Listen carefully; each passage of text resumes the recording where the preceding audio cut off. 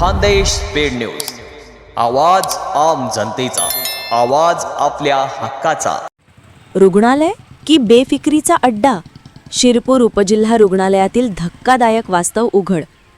शिरपूर उपजिल्हा रुग्णालयातील अत्यंत संतापजनक आणि मानवी संवेदनांना काळीमा फासणारा प्रकार समोर आला आहे. अपघातग्रस्त गंभीर रुग्णांना उपचारासाठी आणल्यानंतरही रुग्णालय प्रशासनाची निष्क्रियता इतकी टोकाची आहे की रुग्णांना स्ट्रेचरवरून नेण्याचे कामही नातेवाईकांनाच करावे लागत असल्याचे वास्तव उघड झाले आहे.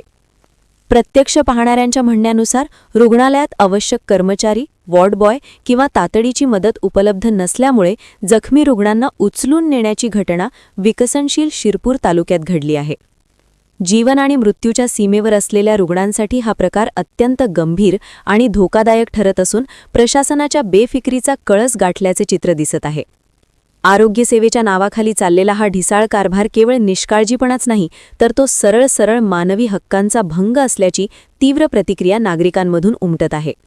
सरकारी रुग्णालयात उपचार मिळण्याऐवजी जीवाशी खेळ चालला आहे का, असा संतप्त सवाल उपस्थित केला जात आहे.